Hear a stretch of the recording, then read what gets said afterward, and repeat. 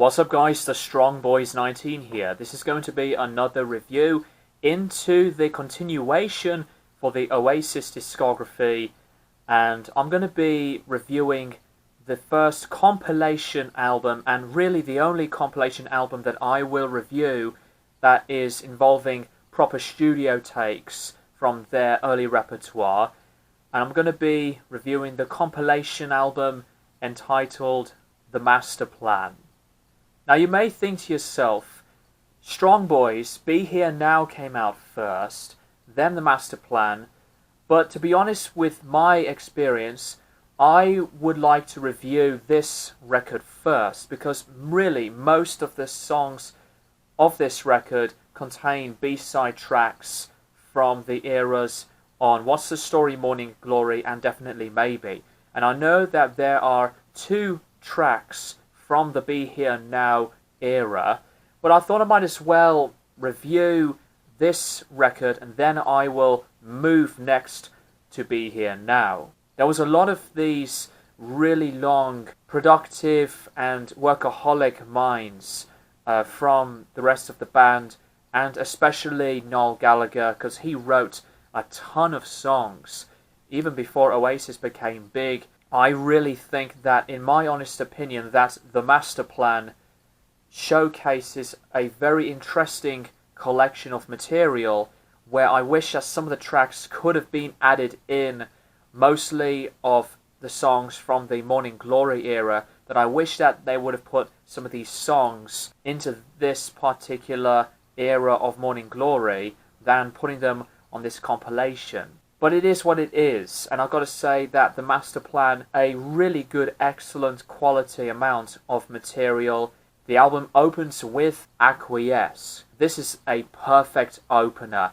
Hearing guitar notes blaring to start things in the song. Also, the energy of the song was great. Every single part follows and sets the adrenaline. Liam's vocals were on top form. Also, Noel's vocals on the chorus, which he stands out as powerfully, and it's just got a rawness feel to it. It's a phenomenal number to begin the record.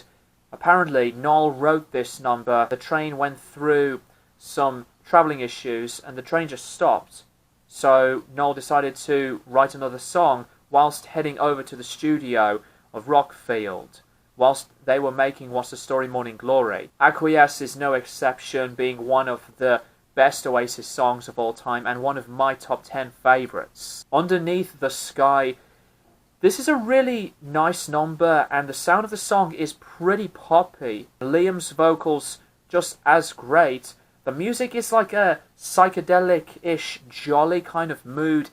It is a number that reminds me of a Beatles sound, from something maybe from Sgt. Pepper's, positively.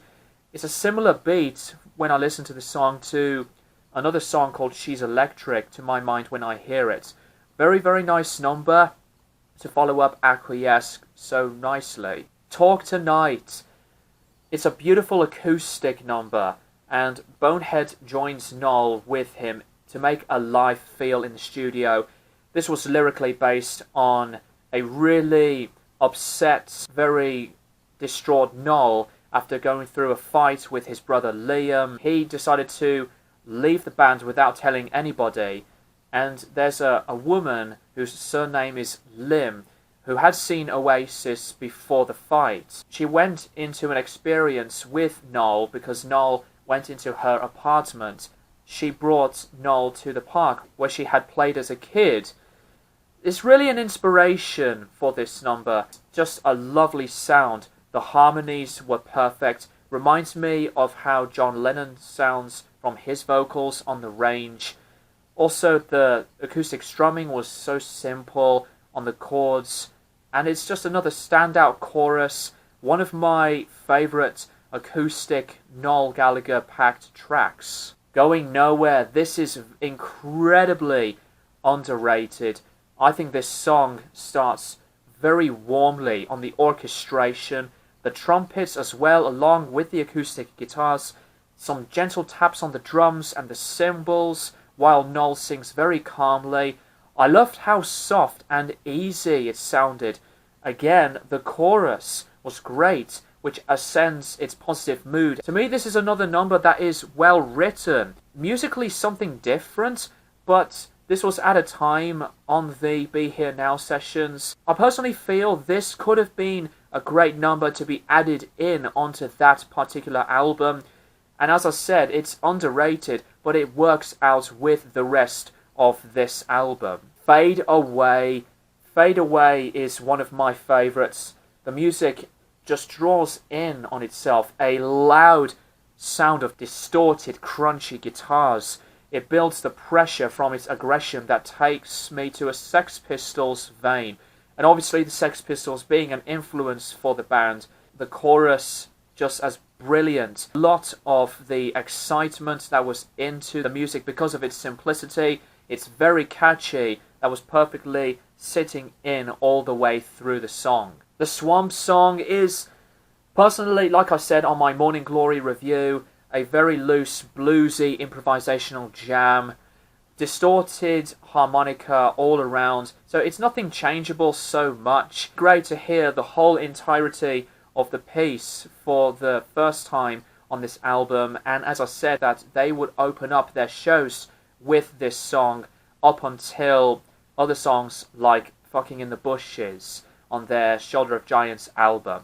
I Am the Walrus. This is a live rendition from the band, and you can't go wrong with this track. As much as I do adore the very trippy, weird, unusual, psychedelic classic of the Beatles number from the Magical Mystery Tour record, I Am the Walrus is personally one of my favourite covers of all time, and this is one of my top 10 in terms of the greatest covers, with Liam's awesome vocals and the instrumentation. Big, huge sound that they just decide to cover one of the greatest Beatles songs of all time, and this is another excellent piece of the material to include on the compilation. Listen Up.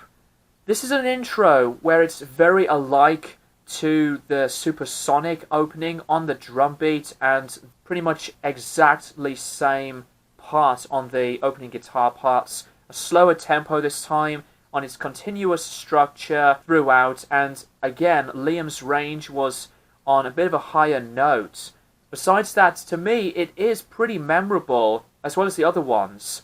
Sweet guitar work, another very good number that was taken through the sessions on Definitely Maybe. Rocking Chair. I love this song. Rocking Chair is very expression feeling to my mind. Again, one of my favourite Oasis songs of all time. And like Acquiesce, Liam's vocals are at one of his very best. Such a soulful sound. Strong acoustic balladry feel to it. Meaningful lyrics about the time of being in an older age. Thinking about the memories in your mind. To me, it's like a lonely aspect feeling kind of vibe. The lead guitar work acoustically was very, very nice. The instrumentation blended itself together very comfortably. As soon as it fades in and fades out, again, very, very underrated, and it's a classic in my opinion. Half the World Away, one of the other hugely popular numbers. It's excellent. Lyrically, just as simple as it is about leaving the city you originally live in. Music was taken from a song called This Guy's in Love With You by one of Noel's influences called Burt Bacharach. Exactly alike, but it's another masterpiece of a song.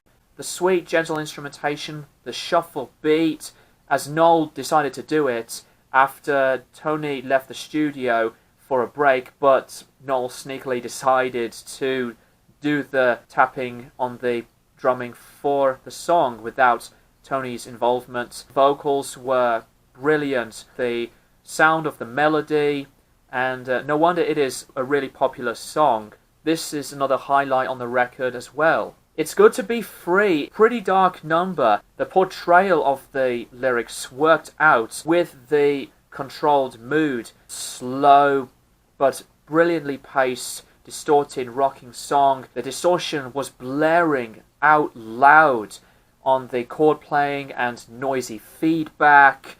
Really good one to fill in with the rest of the other songs and to strangely hear a fun accordion piece of music to finish off the song. Stay Young, personally, in my opinion, it's one of my least favourite Oasis songs, and as for that reason, my least favourite on the record. This is a number from the Be Here Now sessions. It's a decent mark of music, but it still sounds tight, and Liam being soaring on his singing. Lyrics are on about a positive and exciting feeling to do whatever you want to do, especially on the chorus. The excellent vocals were there, but personally I don't find this one to be one of the best songs in the early repertoire of the band. The second to last track of Head Shrinker, a huge monster that personally explodes on itself into another punky, rocky territory. Everything on the song erupted onto the chords, the violent crashing drums. It's a wild sound on its power, an aggressive sound. And personally, the heaviest number, the attitude is all over the place, but a brilliant jamming song. The Masterplan to finish off this compilation is a renowned classic. This is obviously one of Noel's greatest songs he ever wrote. It's so dramatic and powerful on its message. The lovely warm orchestrations sound haunting, and the acoustic guitars and the sound of Noel's vocals sound innocent, and the verses were powering on very comfortably and soothing. The chorus was anthemic on the trumpets.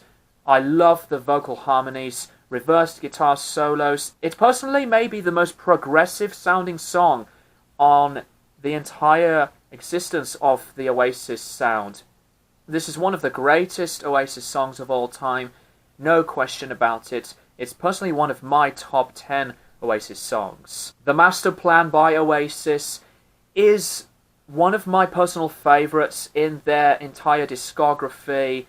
A lot of the songs on here stand out, and personally for me, I would have picked the Masterplan as a record itself than Be Here Now, but I will review Be Here Now next time. But I just thought that since most of the B-sides on the main singles were from the first two album sessions, I thought I will review this one next after What's the Story Morning Glory. Let me know what you think of the Masterplan in the comments down below.